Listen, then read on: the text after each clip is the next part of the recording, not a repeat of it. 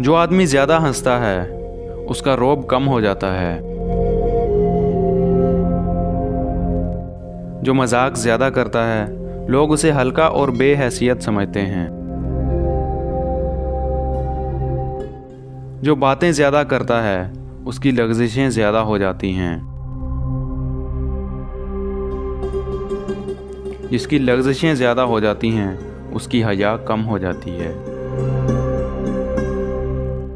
جس کی حیا کم ہو جاتی ہے اس کی پرہیزگاری کم ہو جاتی ہے،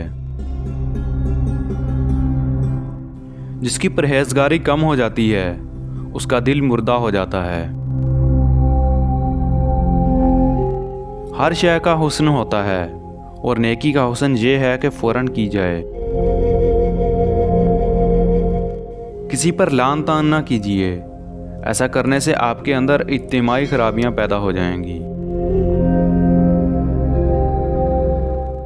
جو شخص اپنا راز چھپاتا ہے وہ اپنا اختیار اپنے ہاتھ میں رکھتا ہے۔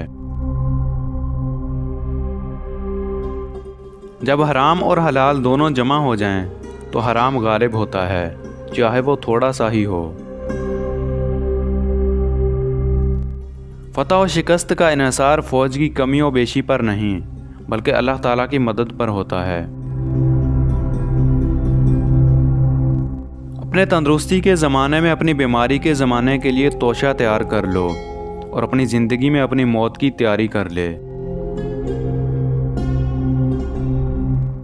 جب شام ہو جائے تو صبح کا انتظار نہ کرو اور جب صبح ہو جائے تو شام کا منتظر نہ رہنا۔